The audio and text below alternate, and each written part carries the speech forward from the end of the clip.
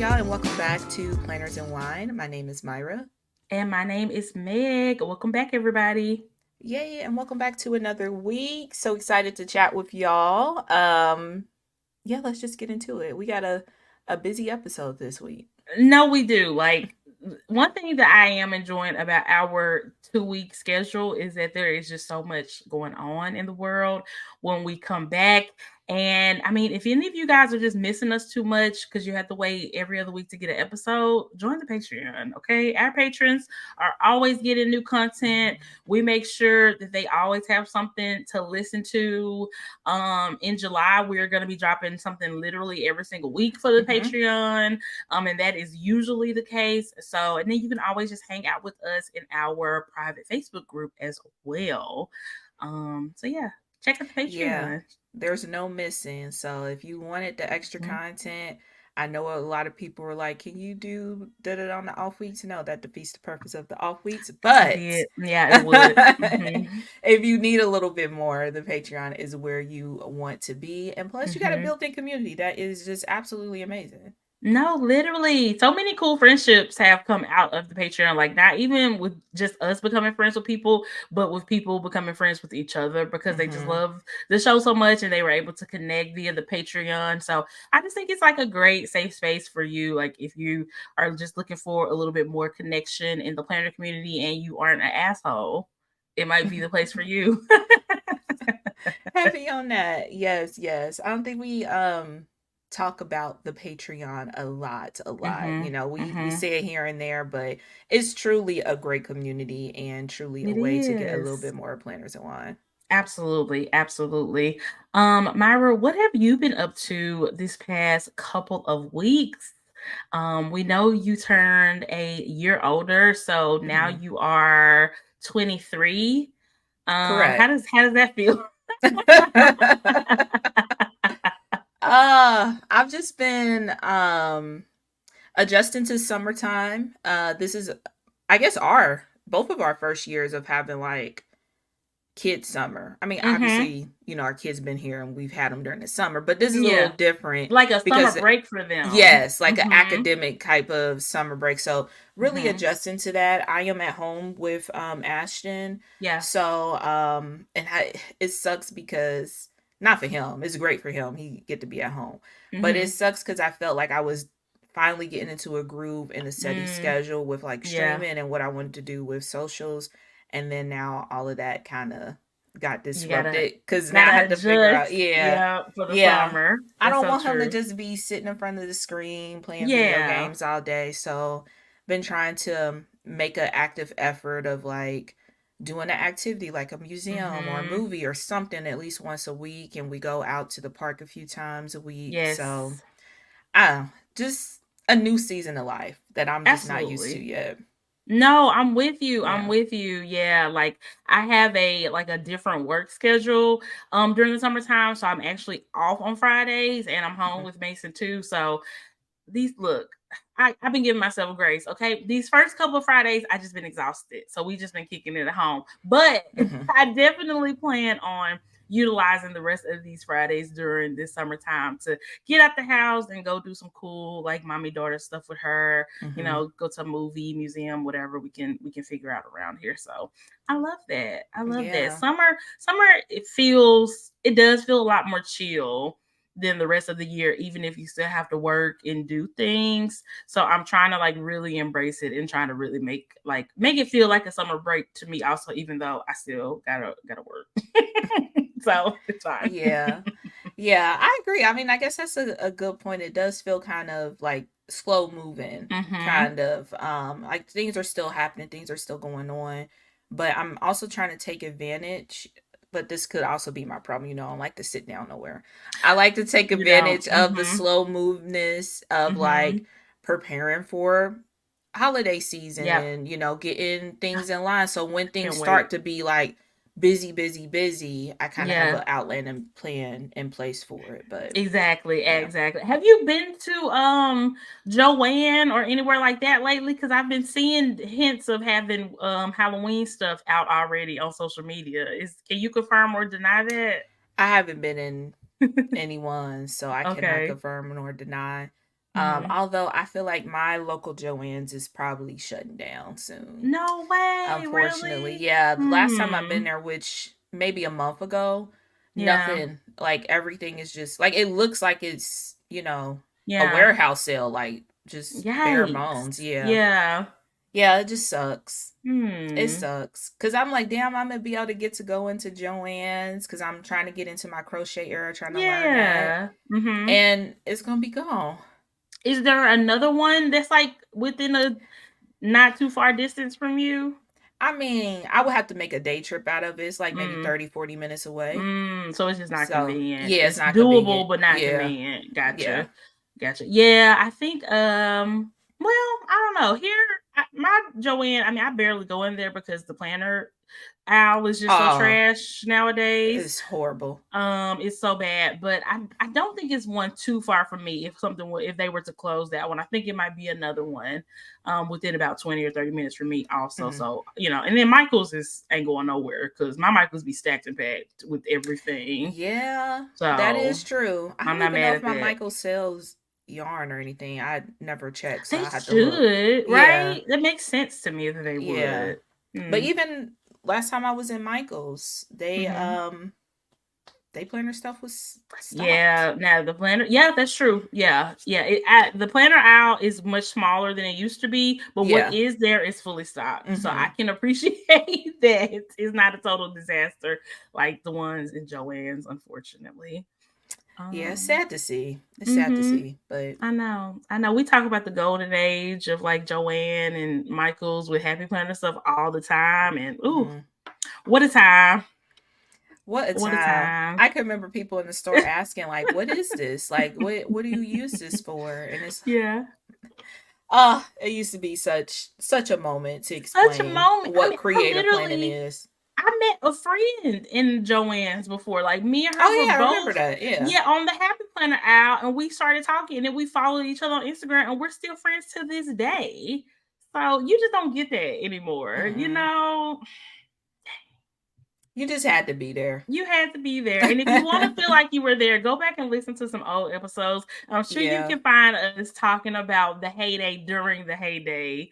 But the real heyday was really like in like 2019 before the pandemic, before we were even podcasting, Yeah, unfortunately. yeah. That is So, true. 18, mm-hmm. 19. Yeah. Yep, for What a sure. time. What a time. But yeah, y'all make sure y'all check out our merch. It is still available. All the links to all of our things are in our link tree and also on our website, plannersandwine.com, as well as our YouTube channel. If you want to Mhm. see our smiling faces as we podcast, go check out the episodes on the YouTube channel. And we are going to be having a short summer break. We're going to be off for 2 weeks. So the next episode will be around July 11th. So, we just want to be able to enjoy the 4th, go check out some fireworks, all the things with our families. I got a family reunion coming up. Thankfully, it's not the 4th of July weekend, but it is right before the 4th of July weekend. So, it'll be nice to just be able to do that. What do y'all, have any plans for the 4th? Usually it just kind of spills into birthday stuff, so we don't That's really, true. yeah, we don't Yeah. really do too much. Our Mm-hmm. neighbors typically go all out for the 4th, so we Yeah. take our chairs to the back deck and Period. watch their stuff for You free. know, we have overzealous neighbors as well, and so we get to enjoy. Like, I'll get Mason like a little sparkler or Yeah, something them little really pop things. simple. That's it. Yeah, but the big stuff, yeah, the neighbors they got that They handle. got that. Just Hmm. enjoy. And last year we had like a really nice 4th of July celebration here too that we ended up going to watch the fireworks, and that was really really fun. And it's like a full day event. We only went for the fireworks, but this year we might go for the whole day because they had like food trucks and games and bouncy houses and just lots of Hmm. fun stuff for the kids. The only thing that might stop us from going is the heat. So Yeah, I was just about to say that's the only reason why I don't really do too much because by yeah. time like 1st of July, 4th of July area, I it's can't just be too outside all much. day. I just can't Yeah, do it. I and just can't Ashton do don't it. be on it either. Mm.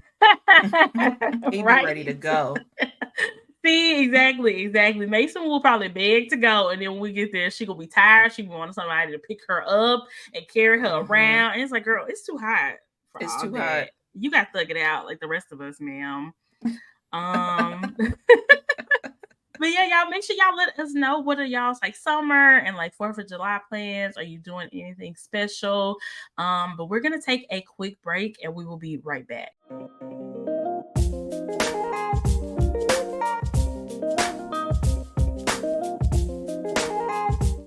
All right, everybody. So we are back. Okay, this came out literally, I want to say it was like the day after we The recorded the very last next day, per episode usual. because it's been a while, but I Yeah. still feel like it's worth talking about since we have talked about Nicki and her relationship frequently on the podcast because everything we know about that relationship was told to us against our will. And Yeah. so I mean, you even have to this, just honestly. even this. So I believe did Nicki say something on stage or was it on Twitter that got fans thinking that she was ending her relationship with that man? I believe it was Twitter. Okay, And then she did gotcha. a whole stories, like Instagram stories thing after that Mm, too, which she was not all the way there in that video. mm, yikes. I don't want to insinuate anything, but she just wasn't herself. I'll say that. Yeah. And have we gotten any updates since then? Because I I haven't heard really anything hadn't since sought it then. out. Okay. Yeah. I mean, Mm, but again, we don't really seek it out. It just kind of get forced upon us. But I it haven't does. seen anything since then. It does. But it's sad. I mean, we've always been said that she should have never been with that person. I think I'm Mm-hmm. more sad for Papa Bear I than anybody. know, for sure, for sure. Yeah, I mean, obviously, wishing her the best. I think that that man has just been a drain on her Mm-hmm. career and her reputation. Even though Life, she's done a lot of everything. harm to her reputation Mm-hmm. herself, still, I think a lot of that has been a response to people's criticism of her relationship. Yeah, being So defensive. Yeah. yeah, for sure. So I really hope that if she is separating herself from him, she's obviously doing what's best for herself and her child. And I hope she, gets whatever help she needs. I would love it if somehow her and Meg the Stallion could make amends, but I I don't don't. think that's. Yeah, I don't think it's gonna happen. I would just like it to. I would love for that to happen because it's sad to see Nicki outside of the whole era of this like women rapper that is popping off right now. Mm-hmm. Like it's sad to kind of Mm-hmm. see I her know she's on on the the outskirts outside. of that. Yeah. Yeah, exactly. Because Meg just has so many connections with so many people. Because I feel like she Mm-hmm. is just obviously like a huge like girls girl, and Yeah. people rock with her, and she rocks with them. And unfortunately, like Nicki has kind of created this persona of like she doesn't rock with anybody who is a threat to her Right. standing. Yeah. So like Ice Spice. Mm-hmm. She gonna be cool with her because Ice Spice is harmless to her. She's not even in the same league as Mm-hmm. Nicki when it comes to artistry. You know Yeah. what I'm saying? But people like Meg, people like Cardi, they're competition to her, like direct competition. And so she don't mess with that. And I really, really hate that. Yeah. I mean, that's just a lack of security in yourself and your skills. Like it's like Mm, Nicki Minaj don't know she's Nicki Minaj, I know, right? which is insane. Yeah, because honestly, like if you even listen, like if you even think about the music, like her music and Meg Thee Stallion's music is so So different. different. Yeah. Like I don't even think people would necessarily be like people are always going to compare people, especially women. Right. They're always going to find a way to compare women. Hell, they compare Beyonce and Taylor Swift, even though they're literally not even in the same league, bracket, arena, none of that. Fans aren't really the You same. know? Like it's a very Yeah. small percentage of fans that cross over with them too. Yeah. Exactly, but they still compare them. So with Meg and Nicki, it would be similar to that, if not a little bit worse. Mm-hmm. But you would still be Nicki Minaj, and she would still be Meg Thee Stallion, and that wouldn't be Yeah. taking anything away from each other if y'all were able to like coexist. But Nicki has just never been great at coexisting. I think she likes to be the girl that hangs out with all the guys. You know what I'm saying? Like I Yeah. think that's just who she's always been, and she just won't leave room for another woman to be in the picture like that. So Yeah. Yeah. It sucks. I wish she had more people around her that truly supported her, mm-hmm. regardless of the status and stuff. Because I feel like a lot of I don't think she would be with the person that she's with if she really had Yeah. people around her, or she allowed those people to be around her and really That's like the not key. yes ma'am her Yep. the whole time. That's absolutely the key. Yep. Wish her the best. I hope she divorcing that man. I hope they got a prenup. Oh Yikes yeah, if they didn't. yikes. Big Yeah. yikes if they did. And knowing Nicki, I don't know. It could go either way. I would be surprised if she got a prenup, and I would be surprised if she didn't. I don't really know what to think. He legit could go either way. I don't I No, would hope I would that hope she to. yeah I didn't would be hope that to. dumb, but she has done a lot of dumb stuff, She so has. can't put She it past her. has.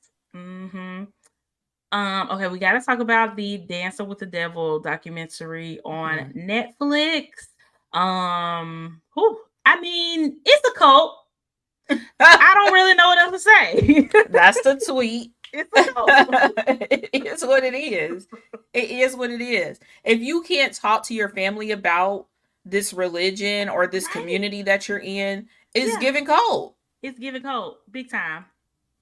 Big culty Because they want vibes. to separate you from your family. So you can't have, going back to Nicki, those outside sources to be like, this may not be the right move for you. Mm-hmm. Mm-hmm. Yeah, yeah. And if you guys watch it, like the gist of it is this religious community slash artist management company, which is already a Yeah, how is that a weird. mix? You know Yeah. what I'm saying? It's so weird, and its involvement with a lot of very prominent like TikTok dancers, and them being involved in this, and their families, speaking out, trying to get them Mhm. to separate themselves from the community because the I guess pastor, leader, whatever you want to call him, of the community is a very very questionable person who has done some really questionable stuff. I mean, they had people who have been in this community in the past talking about different type of sexual allegations and control allegations, money allegations, all that type of stuff. Basically, at some point,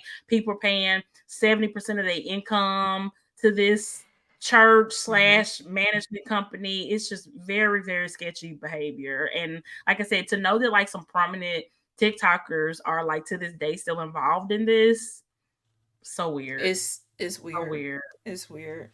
Yeah, it just sucks. I hate that a lot of these like cult or a lot of these cults like pull in religion Mm-hmm. to like trap these people into it and have them Mm-hmm. thinking that is something positive. I mean, because it's, you know, Christianity is God or whatever, and like really Mm-hmm. use that to manipulate people. I know. It sucks. It really Because not all does. religion is like that. I know, but it's just like when you have stuff like this happening, like it just makes it seem like that. But there's just Mm-hmm. no doubt in my mind that this is absolutely a cult. And like you Mm-hmm. said, like the fact that like the families have gotten to the point with the people who are still involved that like they will talk to them, but only if they don't discuss the church management company, whatever. They cannot discuss it. And the only reason that really came about is because at first they weren't talking to their families at all, Yeah. but the families were making such a fuss about their involvement in public on social media, so they lost brand deals and all these type of things. So I think the leader was like, talk to them to keep them chill, to stop them from Basically, doing all yeah, this, which is because what they that where messing with that the came money from. now. Mm-hmm. Yep. Yep. And they were like, I think he recognized that like the family's biggest issues is literally not being able to talk to their child, their sister, their brother anymore. Like that was crazy and had them super concerned for like their health. I mean, the family was like showing up at the house and Mm-hmm. trying to follow them, tracking them down and all this type of stuff. So they literally just did that to chill them out. Clearly it didn't work because the family is very prominent in this documentary. Um, Yeah, it's it's wild. sad. Mm-hmm. I feel for all parties involved, honestly, Mm-hmm. because I think for somebody, because it could really be anybody. Like Yeah. anybody can fall into this, and the more and Mm-hmm. more you say, like, "Hey, you're in a cult," they said it's more likely for them to keep pulling away and keep being in that cult. So it's like you Yeah. would think that you would raise your kids to be headstrong and think for themselves, but Mm-hmm. sometimes they just get caught up in the wrong thing. So it's a very very scary thing. That's very true. That's very true. Because I feel like based on things that we have just like heard about cults and stuff like that in the past, like you think that it has to happen, it can only happen to like a certain type of person, or Yeah, somebody with people. no community around them. Yeah. Yeah. And this made it very, very clear that like not everybody is born into a cult. Like sometimes Right. people are literally recruited, which Mm-hmm. is basically what has happened in this situation. And I wanted to bring up this comment that we got in our Facebook group from our patron Mackenzie, because we were talking about it in the group. And she said that she was discussing with some friends that this documentary was good because while it did have a religious element, it illustrated how cults can be based in someone's passion and can manipulate people in ways that aren't strictly a religious ideology. Girl, I was like, oh, that's a whole word. That is a whole word. Mackenzie, you ate with that one. No, for real.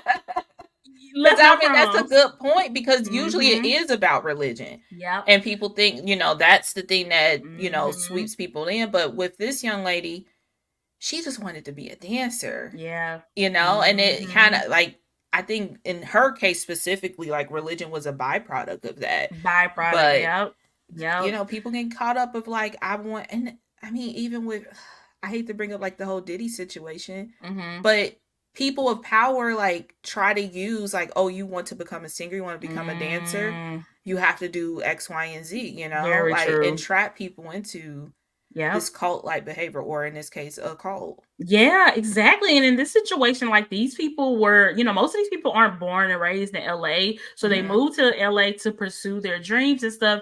They're, hundreds of miles away from most of their family, most of their friends. And, and probably young. A lot of them very young were just looking to feel like a social need of being around people, seeing people who are just like-minded as them, and being like, okay, well, this isn't bad, like I could just, and especially with the one young lady who's very prominent in it because of her family, she met her husband through this. So if she were to leave, she has to either get her husband to leave with her, or she has to leave him as well. Exactly. Which is hard in any situation. It's really hard. Very hard. Yep. Yeah, but really, really good documentary. Definitely check it out if you get a chance to, y'all. Myra said it definitely could have been one episode. I totally agree. Yeah, they stretched the fuck out of this, but yeah, it's still good. It's still good. It is on Netflix, so if you want to check it out, it's just sad. It's sad overall, because I know, like, even having a community of people who create content has been so life-changing and so needed for me as somebody trying to build up with content creation. Yes. I could not imagine like feeling like, man, I got people who get it, like who loves dance and want to like build something off of it, and it becomes, you're giving 70% of your income away. Yeah, exactly. Yeah, exactly. Yeah, definitely check it out, y'all. It was really, really good.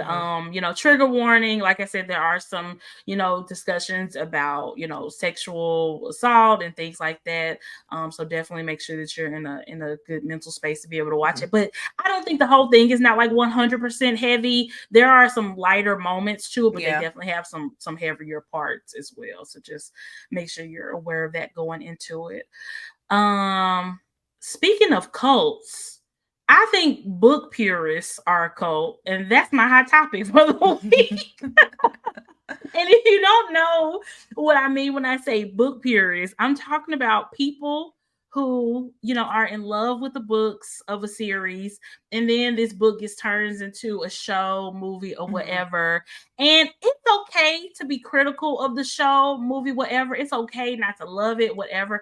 But the people I'm talking about are the people who go to the actors, the producers, the showrunners, social media, and criticize them directly for the artistic license that they have taken with this show, and are just so mean and shitty and rude about it. That's what I'm talking about, okay? That's what I'm talking about. So nasty and so rude. So nasty and so rude. I just don't get why people can't see things as different media. It's even if it's a remake of a movie. Like, I'm not comparing, remake of The Lion King, the live action version, to the 1994 Lion King. Like, I don't, it's two different things. There are people who did that too. Yeah, I mean, I just don't get why people can't separate it.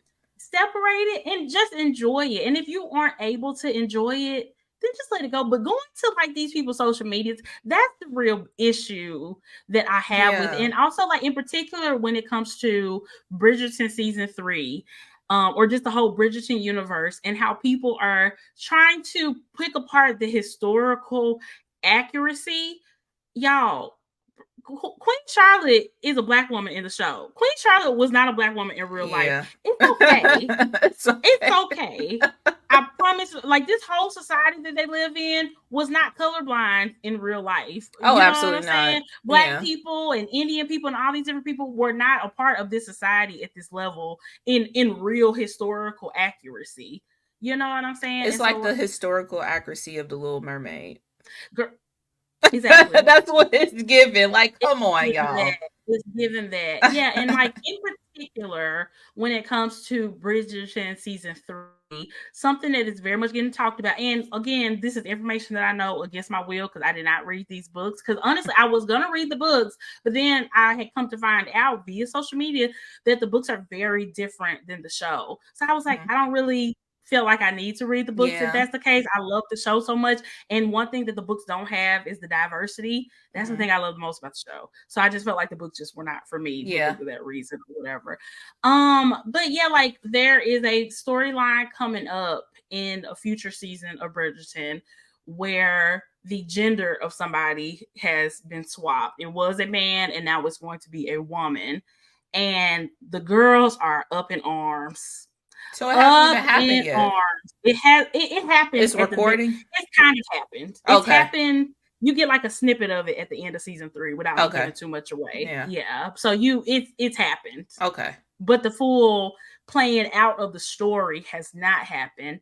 And it's like, can y'all at least save the criticism to when you see the whole story? My gosh. That's annoying. It's very annoying. That's annoying. And I get, like, if you really love the books and you, like, wouldn't you want people to be curious by being introduced by this show and be curious to be like, okay, maybe I should pick up the books and be able to enjoy that too. Like, y'all turning people off from the damn books. I mean, the author had to turn her comments off because of this. So they're harassing the author. They are harassing the author. Do you like the books or not? Why are you harassing her? It's wild. I mean, the comments on Shonda Rhimes' TikToks and stuff and her Instagram, because, you know, she's an executive producer. Like, these people really need to go on somewhere. And it's like, I wasn't watching Bridgerton when it first came out. So I don't know if there was this uproar about the races of so many different characters being changed. I'm not going to put it past y'all. It probably was. It probably was. And I just wasn't aware. When the series started? I think maybe 2019, 2020, somewhere around there. Oh, okay. Then I would lean towards it probably was there. I feel like since our Cheeto president came about, a lot of people have been a lot more vocal with their internal racism. 100%. So if there's any like type of added diversity in this Bridgerton show than the book, I'm sure it probably was an uproar back then too. It probably was. And I'm honestly glad that I wasn't aware of it like that around then, because it probably turned you off. It probably would have turned me off. Exactly. Because I'm like, why in particular with this character's gender being changed, the ramification is that this goes from the relationship goes from a straight relationship to a homosexual relationship. And of course, that got the girlies all in a tizzy. Oh my God. Not the alphabet people. Oh my goodness. Girl. Did they just insinuate that? It's just insinuated. And if you have read the books, then you know that these two characters are gonna get together, and like I said, it's gonna be a gay relationship instead of a straight relationship.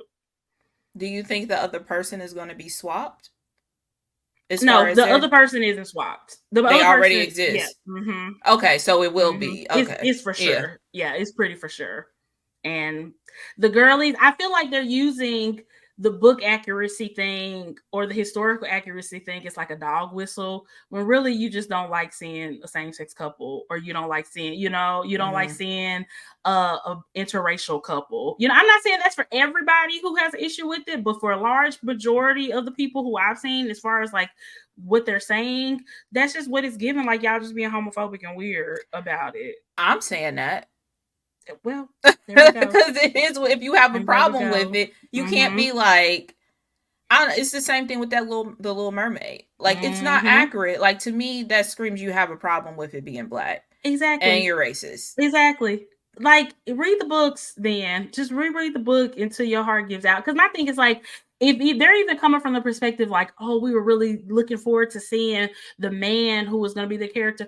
Don't we have enough super sexy men on Bridgerton? Like, come on, y'all. I mean, yeah, they are hot. They are fine as hell. We have enough of them. Like, it's enough of them. Like, please, like, if you really do not think that you're coming from a place of like homophobia with your criticism of this, look inward and just see how your reaction is playing out. Like, if you're just internally like, oh, well, I was hoping to see that character, but I'm excited to see what comes of this. That's the mindset. Yeah, that's fine. Yeah, it's okay to be a little disappointed, but to make the author have to turn off her comments and to be harassing Shonda Rhimes and the showrunners and begging for other showrunners who left the show and all this type of stuff, like, leave these people alone. Leave these people alone. You're not coming from a good, positive place harassing people ever. It's actually doing the complete opposite. The complete opposite. And another thing, this is something that I've been seeing for a long time, okay? So just hang with me now for a minute, Myra, okay? So, Bridgerton season 1, they had a character named the Duke. The actor, I believe his name is Ray J. John Page. He ended up leaving the series. He only signed up for 1 season. His character would have had a very minor role in season 2, and he decided not to come back for it, okay? There has been so much criticism for him not coming back to the show, and people saying, haha, you left so that you could have a successful career, but your career been flopping. Well, this character came back, and because basically you're in Bridgerton world, from my understanding, is you have your season where you're the prominent character, your love story is shown, and then the show moves on. And then if you come back, it's going to be in a much smaller role. You're not going to be a main character anymore. So when I had only watched season 1, but I watched season 1 knowing that he wasn't coming back, of course I was like, dang, I can't believe he don't come back. But then from seeing season 2, I was like, okay, I don't think he even would have been here that much. And then really from seeing season 3, because the lead in season 2 came back in season 3, he was in maybe 2 episodes. I'm like, I understand why like homeboy didn't waste his time. Like, get off his neck. And I think it's a little bit of racism in this too, because this is a black man that y'all keep yelling and so mad about him not coming back to the show, where he would have had a cameo in like 2 episodes. Like, who cares? Leave these people alone. Let them want to make art. Like, if I was like a celebrity, an actor, or somebody, I don't think I would have a social media presence, because y'all not about to come cuss me out because of what I'm doing with my career and my life, Yeah. That is dumb. So he's just supposed to sit and just wait for his 2 little cameos each season. Yeah. That's what he's supposed to do. For them. He got shit to do. He got shit to do. He probably don't want to get typecast. Like, he don't want to be the next Sheldon. That was one of the things that he said as well. He did not want to get typecast. Like, I feel like he doesn't just want to be just the sexy guy in every movie. He probably wants to show that he has like range and depth and all these different things too, Yeah. It's like saying like you have to be a cashier for your whole entire fucking career. Yeah. Leave this man alone. Like, y'all, if y'all love season 1 so much, go watch season 1 again. Fetishize him all you want, because it was given a little bit of that too. Well, and leave him alone.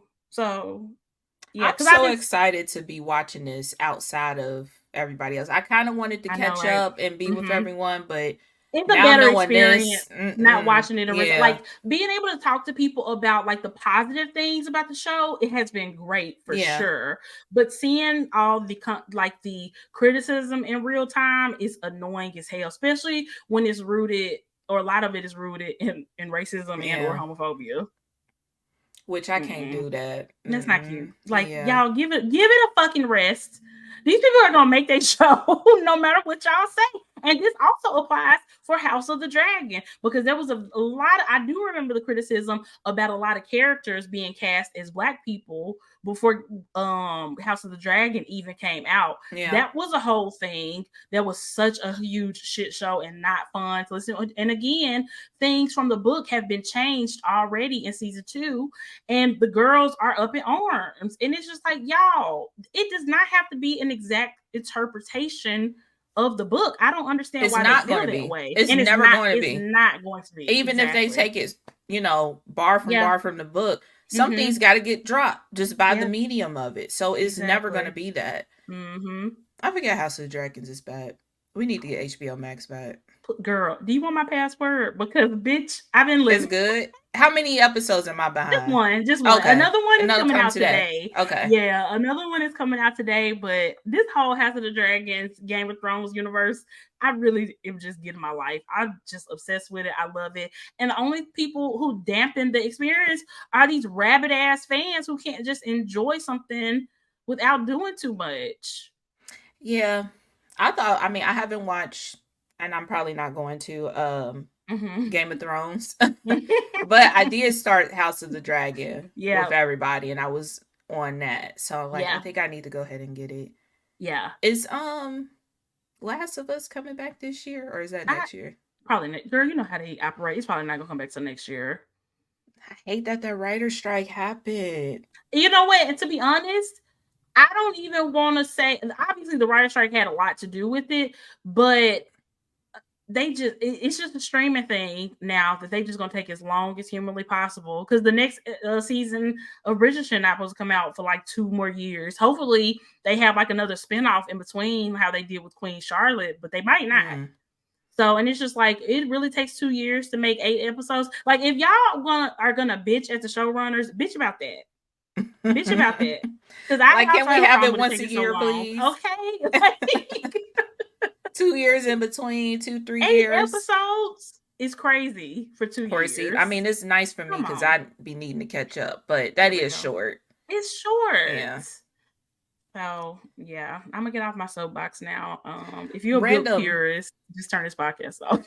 Yeah, we don't care. I don't also care. we don't care. But quick question that came up in another podcast I was listening to. Would you rather for the streaming service to drop once a week as if it was, on network TV, or do you like having binge-worthy content? This is probably going to be an unpopular opinion, but I prefer to drop once a week. And let me tell you why. Because the people who got time to get up at 5 o'clock in the morning on a Thursday and watch all 4 episodes and ruin the shit before I can even get my coffee in the morning piss me off. I forced myself to watch the second part of Bridgerton season 2 in one day. I mean, season 3 in one day, just so I wouldn't get spoiled on social media. Because the second I woke up that morning, it had just came out at midnight. And the second I woke up that morning, there were already spoilers on TikTok. So I would prefer it to be once a week, so these people can chill out. That's why.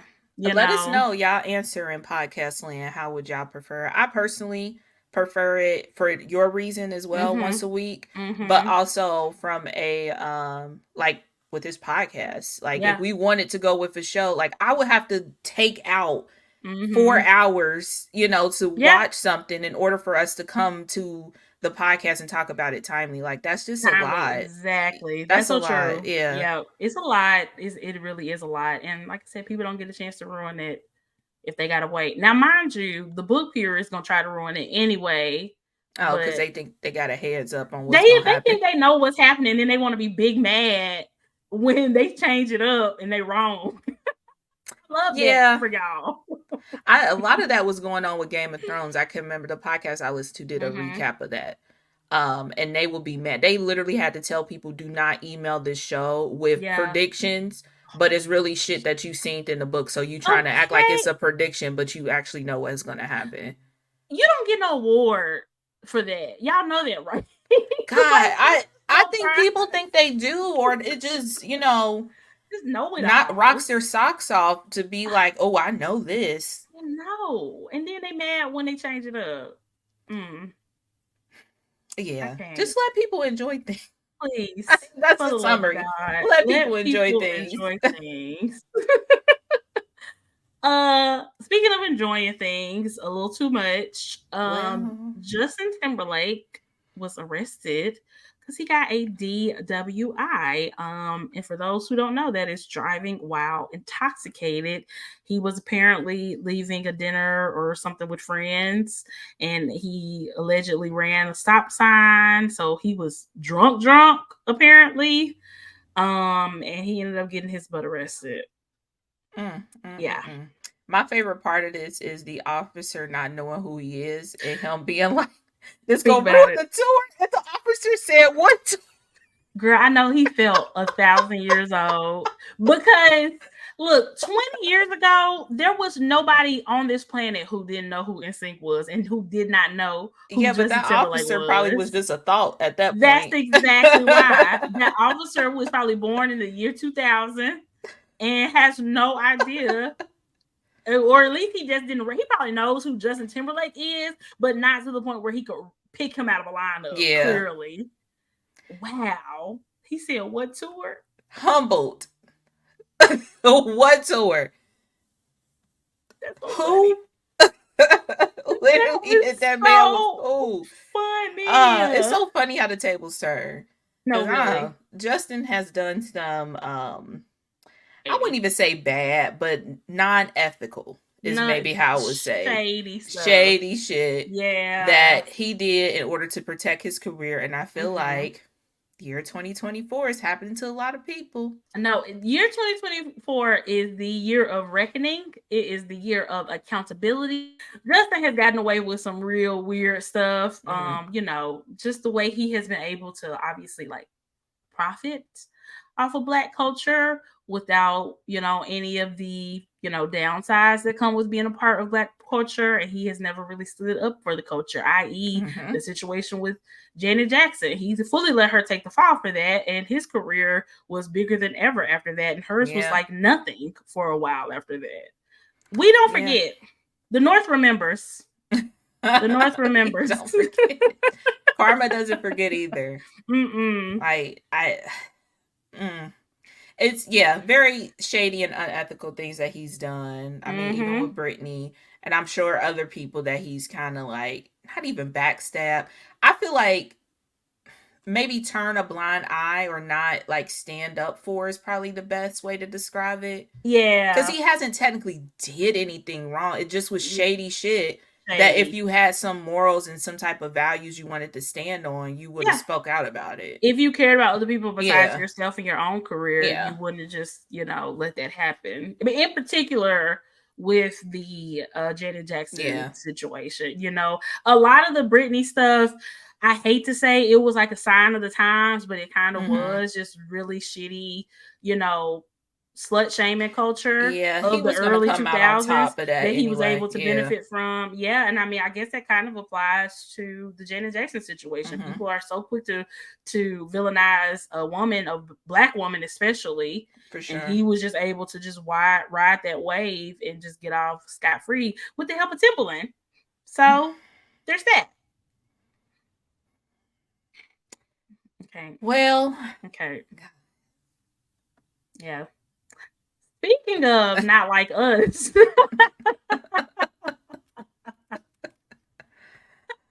I'm on a roll with the segues today, y'all. I'm on a roll. Everything just connects. It connects, it flows. You put it together perfectly. Period. So Kendrick Lamar is the meanest person on earth, and we're kind of living for it. He did a Ken and Friends concert in LA this past week where he brought out so many LA artists. We're not gonna talk about Dr. Dre, but so many amazing LA artists. We're gonna let him slide. We're gonna let that part slide. But just because he's from LA. That's it. We just gonna focus on Kendrick. We're gonna focus on K-Dot right now. But yeah, and he performed his Drake diss Not Like Us for the first time in public.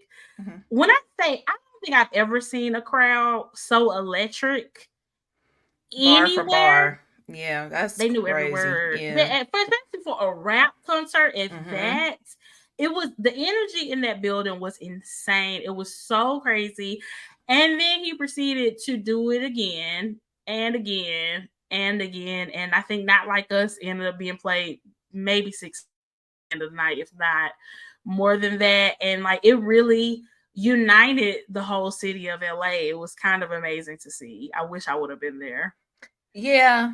I also wish I would have been there too. Yeah, that's kind of like a championship win for the city of LA. Like, that's just, it was just nice, honestly nice to see as like a hip hop fan to see. Yeah, the unity of it all. And I think it just kind of goes back to what Kendrick was saying, is the culture. Like, he is of the culture. Yes. So a lot of Black Boy Joy. A lot of people I thought were mean were like up there dancing. I'm like, oh, okay. Russell you know how to smile. Yeah. Got his whole life on the stage. And LeBron was in the crowd. And I know he wants to go on stage, but him and Drake are supposed to be friends. But girl, Drake had to unfollow him after seeing that. I bet he unfollowed him. If I saw you at a concert where my diss track about me was played on repeat, we not friends no more. We done. I would have had to just accept that. But honestly, Drake really can't afford to lose no more friends, so he probably gonna let it slide. Because what choice does he? Who does he have besides Tory Lanez, who's locked up in Sexy Red? Who does he? That's not a good arsenal of people. It's really not. It's really not. Because he don't even have his Canadian people. Like, he fell out with The Weeknd. Like, so all the people that would have been of his quote unquote culture, like, he ain't cool with them either. That's very true. That's very, very true. Can you imagine a song being played 5 times and you not being tired of it? Girl, the crowd was electric every time. I mean, this is legit a pop culture moment. I'm really so glad it happened on Juneteenth. It really was. I need to make sure I put that in our 2024 pod recap, because my God, that was wild. Insane. That was really wild. Yeah. So shout out to Kendrick. Happy I would have cried. I was Drake. I would still be in the corner crying. No, literally, I would be big mad. I would be big mad. So, God, that's what nightmares are made of, for sure. No, for real, especially for a rapper. Like, come on. That was amazing. He'll be okay. He will. But yeah. You know what? I just feel like it, and this has been said a million times, like, you know, Drake has he has the commercial success for sure, because he has the crossover appeal, all of that. But Kendrick Lamar has the culture, and it's sad because I think Drake wants the culture. He wants it so bad. This ain't helping. Do you think if Drake was just Drake, kept it Canadian, would he have had the culture? Can you have the culture that you are not a part of? No, you shouldn't.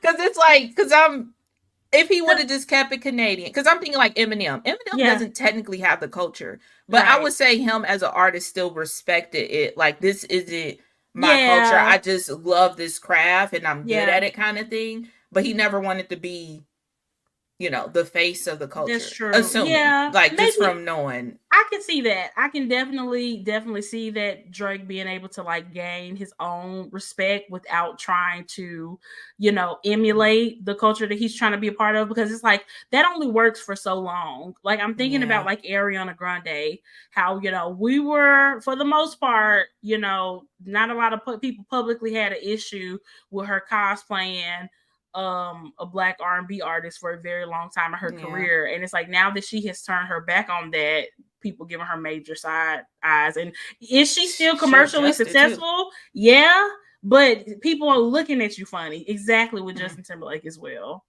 Yeah. That's very true. So it only works for so long until it don't. So Drake is just an example of that too. And it's just complicated since Drake, you know, is a biracial person and he has a black family and all that type of stuff. It's a little bit more complicated with him, but it is still similar. I think even if he had been raised, you know, in Black America, it would be like very J. Cole. different. Mm-hmm. J. Cole's biracial. Wouldn't have ever known. But also J. Cole is of the culture because it's not even about being biracial. It's about where you're from more so than anything. Yeah, exactly. Yeah, I think that went over a lot of people's heads. Like we're not saying that Drake isn't black. Drake is a black, right? But he's just not Black American. He's just not. It's not shade. It's just is what it is. Exactly. Just like we're not Black British people. We're just not. And never will be. Get their culture, and if we went and tried to emulate their culture, some people have a problem with that. And rightfully so. That's what it is. Yeah. Especially to be like, because at one point in time, you could absolutely say that Drake was probably like the biggest hip hop artist in America, and it feels weird with that person not being a Black here. American. Yeah, it just feels weird. So, because I mean, hell, even when Eminem was the biggest hip hop artist, it was like, don't love that. Yeah, you know what I'm saying? Because I mean, technically, he is of the culture being like American culture because he's from here, but at the end of the day, he's still a white man. He's still a white man. So, and they are the face of enough things. So there's that. But so funny because I think Black culture does allow a lot of people. We give a lot of people grace as long as you respect our culture. Right, we're willing to allow you in. Yeah, so it's a conversation of like, should we start gatekeeping a lot of stuff more? Yeah, I know it really is. It really is because we was definitely loving Drake when we thought that he was like team, Black women as far as like his support of Black women and his music and stuff at one point in time. Like that was like my favorite like Drake era. We had Tracy Ellis Ross in his video and all these amazing Black women and stuff, and then to be like team Tory Lanez, boy bye. It was a wrap. It was a wrap for him at that Drake point. Didn't grow up with us. That's the problem. He just did not grow up with us. No, because for him to think that was gonna fly, boy bye. And literally, that's your whole audience is Black women. Like, okay. Yeah. Bye. Bye. They not boy, like bye. Us. Tell them, boy, bye. Exactly. Okay, last thing, and then we're gonna take a quick break. We got to talk about this Nara Smith and Onezwa situation. If y'all are not familiar, this is some heavy TikTok-y content right here. Nara Smith is a very prominent TikToker who legit makes everything from scratch. When I say everything, I mean like toothpaste, bread, boba. Everything. Like everything you could think of, and it's just really her niche. And I love her videos. I find her voice extremely calming. I never skip a Nara Smith video. I just like her content. It's just cute and harmless. It's kind of slow down the scroll type content. Yeah, exactly. There is another creator from, I believe, South Africa named Onezwa, and she came out recently insinuating that Nara Smith had copied her content. Apparently, TikTok does not monetize in South Africa, so she is also not able to make any money off her content. Not truly sure what that has to do with Nara Smith allegedly stealing her content, but I think she was just trying to bring up a whole bunch of grievances, and it really got this whole conversation going on TikTok as far as inspiration versus straight up stealing. I think a lot of us have kind of sided with this could be a situation where there was some inspiration, but we don't think it was Nara Smith trying to directly steal from her. Like, we just don't see the similarities in her content. Onezwa is more like farm, like garden to table type of situation, and Nara Smith really isn't that. She also tried to say that Nara Smith stole like how she talks. I guess she talks in a very soothing tone on her videos, and she was saying that Nara Smith got that from her. Apparently at some point Nara said that she didn't know who Onezwa was, and then the detectives on TikTok pulled up some Onezwa videos where Nara had like commented, I believe after being tagged or whatever. And a lot of people are also like, well, that's not really proof, because people comment on people's stuff all the time. That don't mean that they know them out of a lineup. You know what I'm saying? Girl, so it I seems would like a go- lot of smoke, but no fire to me. Yeah, because if something came up with me, I would be crucified because I just be commenting on people's Myra shit. be in everybody comments. I promise you don't Everybody know comment. who it is, none of their content, but literally Myra be in every, and I be in contents too, and I would not, and for the most part, unless it's somebody I consistently am commenting on, I who don't the hell know. it is. Yeah, I don't know. I don't It's just I know. resonated with that one thing, gave my 2 cents, and moved on. Exactly. So yeah, and that was only one comment. It wasn't like a series of comments. It was just one thing. So I don't know. I feel like you can't, especially on TikTok, you can't say that one comment makes you aware of a person. Exactly. Yeah. With how TikTok is, I could probably see it a little bit more on something like YouTube. Because it's a lot more invested. That's true. You're not really watching too much random stuff. Yeah, you're actively clicking on a video on YouTube, so I can see it a little bit more. But on TikTok, like, nah, that's crazy to think that she was aware of that person. But I don't know. I think the whole bringing up in South Africa is not monetized thing is like trying to say like she's stealing from me and getting money off of it.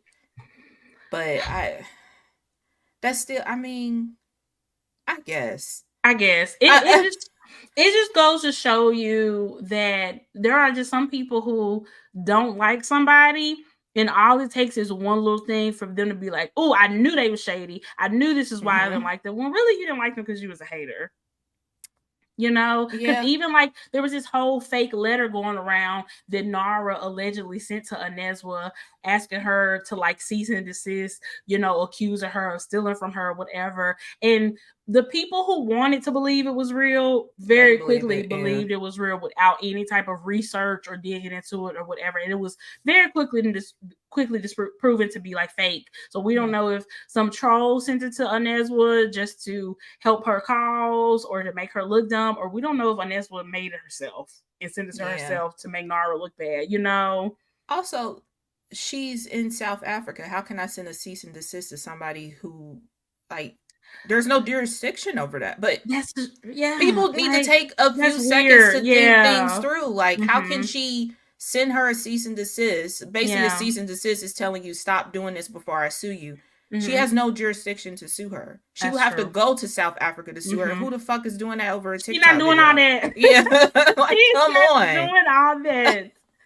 No, we have to take a few seconds to think things through, because that's how misinformation just gets spreads like that. Like, if you want it to be true, you believe it and spread it. Like, exactly. And somebody had pointed out in the comment section earlier, they was like, even with all this discourse about Nara Smith and Onezwa, I still ain't seeing Onezwa videos on my For You page. And I was like, then that's true. I have never seen a video on my For You page, even with people talking. Like, I've seen so many people deep diving and talking about this situation and giving their take. And I've seen a million Nara Smith videos like I always do. I still ain't no Onezwa videos popped up on my For You page. We don't have the same audience. We probably not gonna get people who are in South Africa. Yeah. I don't even think I get Canadian people. Like, barely a Canadian person pops up on my FYP. It's usually people in the States. Right. Yeah. It's just, and I think obviously the conversation about inspiration versus stealing has come up a lot in the planner community since we have been in it as well. And I don't know, it's tricky. It's just very, very tricky. Line. It's a very, very thin line. And especially like if you are a very big creator and you are getting inspiration from smaller creators, I don't know if a tag is sufficient. Yeah, because it's going to be attached to you as the bigger creator, regardless. Even if you tag, Yeah. So I think, like we said before, I think if you are a bigger creator, you do have this doesn't really apply to the Nara situation, but just in general, you do have a bigger responsibility not to steal from smaller people. You really do. Like, nobody should be stealing from anybody, but especially if you're a big creator, you just using that inspo thing as your excuse to do whatever you want. It's weird. It's not gonna work. It's not gonna fly. A thin line. Just, I don't know. Be original, I guess. I mean, there's always that, but everything comes from somewhere. That as Nothing just well. get pulls out your ass. Like there's Yep. inspo from something, but I don't know. Like you said, Mm-hmm. it's just if you are a bigger creator, you just have to be a little bit more mindful of that. Totally agree. Yeah. Totally agree. But yeah, y'all, on that note, we are going to take a quick break and then we're going to finish the show. We will be right back.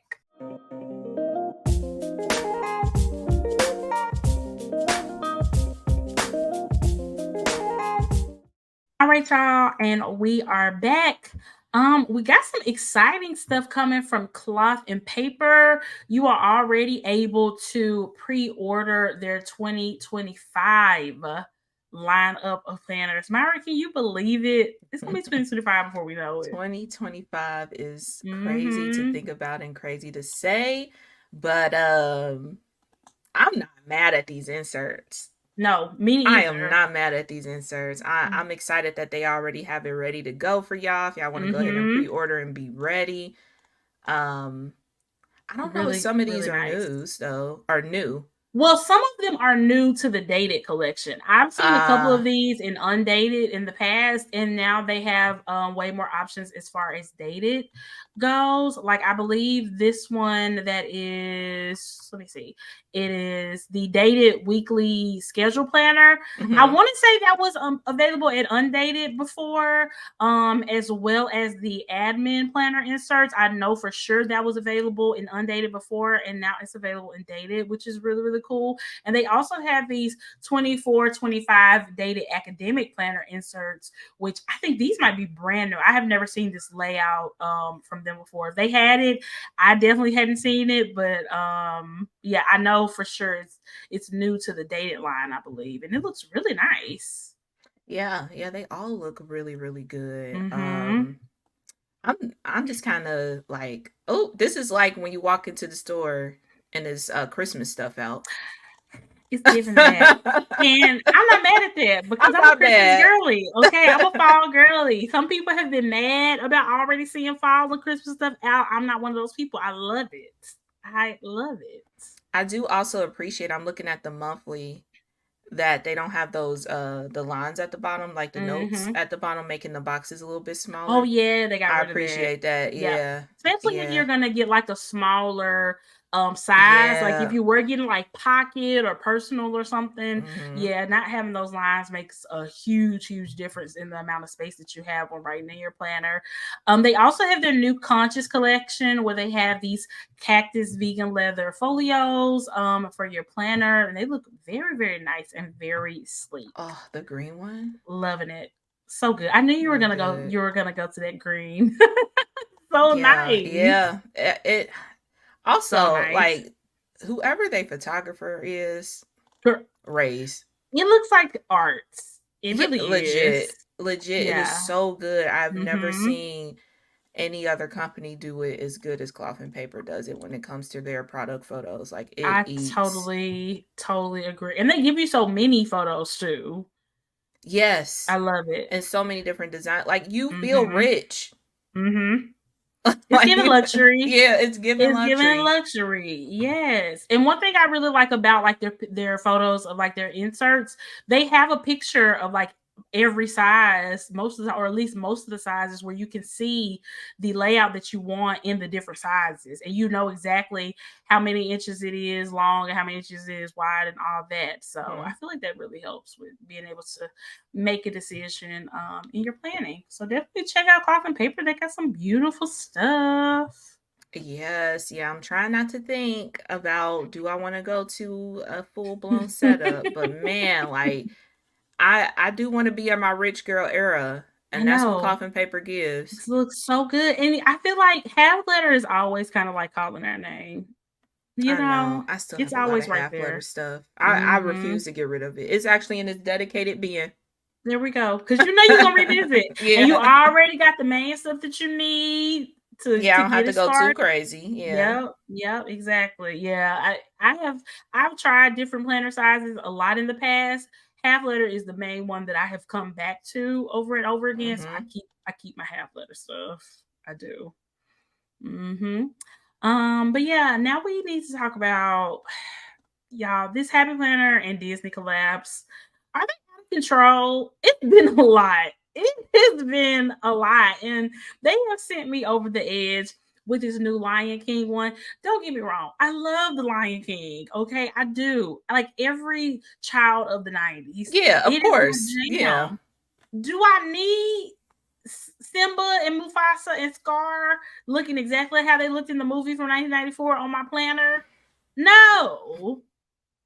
The answer is no. So I don't understand when we are gonna have had enough of the Disney collection. And I love Disney too, but this is just a lot, y'all. It's a It's lot. yeah, it's man, it must be doing numbers for them. It just Has to must be be. doing number for them because it Yeah. don't make sense. They now have the Tinkerbell as well, and it's just I mean, the Tinkerbell I would say personally looks a lot better. It looks a little bit more Totally agree. sophisticated than Mm-hmm. just 1994. Steal from the movie, Yeah, basically, in a sticker is what we got. yeah. So Mm-hmm. it's given youthful. And I Yeah. get that Happy Planner as a brand is a lot more colorful than say like a cloth and paper, but like Yeah. I just don't know what is the brand, you know? Right. Mm-hmm. Like we can just coming from cloth and paper if we just clicked on the website, didn't have no name, didn't know where it was Mm-hmm. from, we can be like, "Oh, that's cloth and paper." Like Yeah. I can't Yeah. like this easily if it didn't have Happy Planner on it, this easily could have been some stickers from Walmart. Agreed. And not saying like in a cheap Yeah. type way, it Yeah. just It's it's not. so generic. Yeah, that's what it is. It's very, very generic. And maybe you're right. Maybe it is able to just reach a lot of different audiences and that's what they're going for. Hmm. But to me, I just don't understand. It just doesn't feel like Happy Panda really knows who they are Yeah. right now. It's kind of Yeah. what it's given because I mean some of the Disney stuff made sense. The princesses absolutely made sense. The Hmm. villains made sense. Mickey and Minnie made sense. But Bambi and Tinkerbell and Lion King and Snow White and everybody else that you can think of, like, are we just going for every franchise? Is there going to be a Happy Planner version of every single Disney franchise? Like, is that what we're gonna expect? Yeah. Lilo and Stitch just had a whole Be Happy box. Yeah. It's just a lot of Disney stuff, and I don't understand. Like, I almost feel like it would make sense to me if Happy Planner had like a sister brand that was like Happy Planner Kids or something like that Yeah. and had that Yeah. under this umbrella of all this stuff. Because not to say adults won't like this or won't buy this, Right. but I just don't think this is what most of us are going for. And it seems like this is marketed towards children, Hmm. but they're not marketing it Yeah. towards children. So it That's doesn't make sense to me. yeah, that's what is so confusing because even if you come across like a paid ad or Mm-hmm. someone outside of the planner community specifically, Yeah. not an ex Happy Planner person or Right, squad right. member, it's more those people, those content creators are the, maybe work a 9 to 5 boss babe Mm-hmm. type of vibe. Like Yeah. they're trying to reach the same people that honestly will probably fit better in the cloth and paper realm of Mm-hmm. planning, but with Lion King stickers. So what Yeah. is it? What What is it what then? Yeah, and I feel like it's like it's not that like all adults have to only have things that are black Right, and yeah. white and Hmm. beige. Like I feel like EC does a really good job of still being colorful and fun while also appealing to a more Adults, adult yeah. audience. And honestly, Happy Planner does for the most part with their other lines Hmm. besides this Disney stuff, they still have colorful stuff as well that adults could really enjoy. That Yeah. is just kind of, more universal, I guess, because for the most part, like, I'm not buying my 6-year-old a $70 planner from EC. You know what I'm saying? But I Right, would yeah. buy her a $30 Happy Planner. But I Hmm. don't know. It's just like I said, if it's for kids, like maybe market it for kids, or if it's not for kids, like who's it? Who's it for? Like I don't know Yeah, I that think many that's the biggest diehard question. Snow White fans like that. You know what I'm saying? Like it came out in like the 50s or something. I don't get it. Yeah. I And don't get it. Disney adults exist, but I don't think Yes. it's that big of a demographic to have this many. Like at this point, This many. Happy Planner is 50% Disney. Yeah. I mean 50% of the releases every year are Yeah, or Disney now. Disney. It seems like that. Yeah. So, I mean, Yeah. maybe the numbers make sense because Mm-hmm. honestly, it's a business. So if the numbers wasn't adding up, we wouldn't be seeing it like this. But Yeah. it's such mixed messaging. Like, I don't think Happy Planner really knows who they want to be. They see that there's money in this Disney collab. Right. But I don't know or who even their like ideal audience is. if these are being sold at like Disneyland and Disney World or something, that makes it make way more sense to me. So maybe it's the placement that's really, this being all over the Happy Planner like website is what's really throwing me off about it. You know what I'm saying? Some of them are site exclusive too. Yeah. So which is wild. Yeah. It's so this means it must be profitable enough for them to have it hosted themselves. But that, or they paid so much for this licensing that they about to milk it for all it's worth and try to get back as much money as humanly possible. Because I know licensing Disney stuff is definitely not cheap. Yeah, for sure. It's definitely not cheap. It's a huge investment, but I don't know. I just feel like it would have just made more sense to me to have it not just be so broad, have it be more like limited edition type of collections rather than you can just go to the Happy Planner website at any time and get this stuff, where it's like, are you really going to need this just randomly in the middle of June? Yeah, you know, it's overkill because at this point it's like every other week it's a new Disney thing coming out between a Be Happy box or a full blown release. So I don't know. I would be interested to know like what's the tea on that, but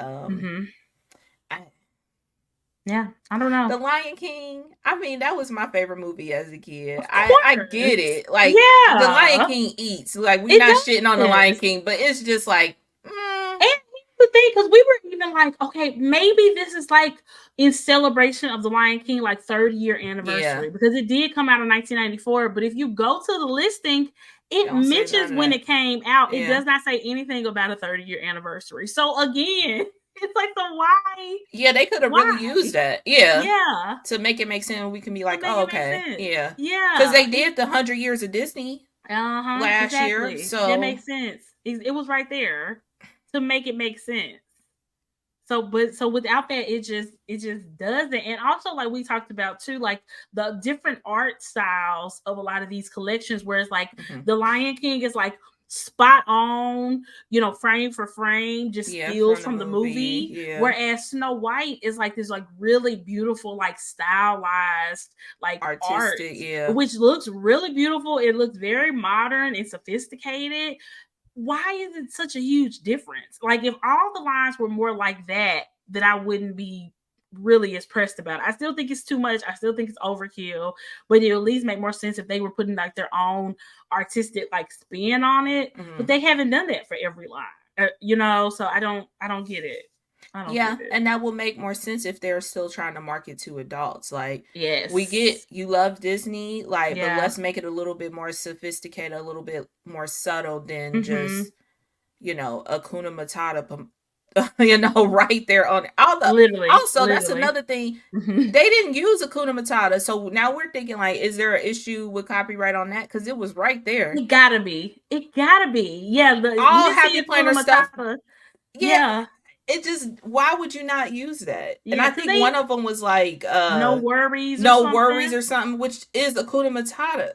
Girl, it's baffled. What's going on in the book? We baffled. We need answers, okay? If you know a Happy Planner or work for Happy Planner, like, fill us in, because I want to understand this humongous push for all this Disney stuff. I truly do, because even like if you think about like EC and having like their Star Wars collab or their Hello Kitty collab, like, it still has been done in a way that is not like crazy childlike. And it's Hello Kitty. Like, and it's Hello Kitty. But even with that, I think we all just kind of know in the back of our heads that like nobody is buying a $70 planner for a child. Yeah. So you know it's not really for kids, even though but they do have kids stuff, but that's not the same as this. So I don't know why they don't have it on the Happy Planner website, just like EC, like, this is the kids planner. Yeah, this is who this is for. Obviously, whoever wants to use it and think it's cute can use it, but we're making this specifically for kids also, so it makes sense. It just makes sense. So just a lot of confusion, and I feel like the confusion really has gone overboard since they started this Disney stuff. I know. I know. And then it's like, because it's not even like they're doing the Disney stuff on top of all the normal releases. I think the Disney stuff has replaced some things. So yeah, yeah, because it's been like half a of the lot. normal collection Mm-hmm. because Disney is eating it up. Yeah, And I mean, literally. it's not even just like one, Lion King planner. It's a Mm-hmm. big, it's a mini, Mm-hmm. it's Yep. notebooks. Like All it's the so things. many. Yeah, two All the different sticker things. types. Yep. It's Yeah, weird behavior. It's weird behavior. So hey y'all, enlighten weigh us, in. please. Are We y'all don't just as have answers. confused as us? And y'all know, our history with Happy Planner, and it's not like we trying to, We shit on give them or credit anything. when it's Yeah, due, for yeah, sure. But we yeah. gonna It's ask a just question. confusing. Yeah, we That's cannot be the it. only one. Like, why? We can't be the only people who are truly baffled. And y'all ain't digging this as much as y'all say y'all are on social media. But I ain't gonna rain on your parade. I'm gonna let you have it. But just know that we know that you ain't feeling this as much as you saying you are. Okay. Getting Yeah, ran some real feedback for the real love of God. feedback. Jeez. Yeah, that's what's confusing. Cause like, Mm-hmm. is the money making it make sense, or are y'all really just digging into the people who are going to hoo ha hooray on Yeah. anything? Like Happy Planner could Yeah. put out poop and they will be excited for Exactly. it. So Exactly. which is Which is because it? it's not adding up. Fill your girls in, okay? Oh, Oh my gosh. But yeah, y'all, that has been our episode for this week. It was so much fun. We hope that y'all enjoyed it. Definitely weigh in and let us know how you're feeling about any of the things that we talked about. Unless you're a book purist who's mad at me. I don't want to hear it. But yeah, y'all. Hope y'all love the episode. Myra, did you have anything else for the peeps? Any reminders? Anything like that? Other than check us out on YouTube, we're definitely trying to Mm-hmm. do a lot more there. There is a sneak peek every week. I don't know if y'all peeped that. So, you Yes. can get a little bit of a glimpse of the week's show Tuesday Mm-hmm. before episode drops. So check that out. That's about it. Besides the Make sure break. y'all follow by Myra P. Okay, she's doing all the streaming things. If y'all just Oh miss her yes. so much, so you can tune into her Twitch streams. If y'all want to hear me talk about TV shows and stuff, make sure to follow me on Threads because I've been doing a lot of chit chatting over there. Threads has been so fun. It really Soak it in has. because I it's a love. meta product. You're right. The ball is gonna drop Hmm. at But some I agree point. with you. It's been great, and it feels like a community there. People It talk back to you. does. It's It great. it really does. And it's awesome. Like you can turn off commenting on something that you put out. You can just mute somebody and take their comment out of your thread When if you they want to. when they introduced mute, boy, I was like, oh, this is lovely. You can truly be in your own little bubble on threads. Yeah, Truly. yeah. So it's I love quite it so fun. much. So Yeah. definitely check me out and check Myra out too. Meg's got a plan and buy Myra P. And yeah, we will be on a short break once again.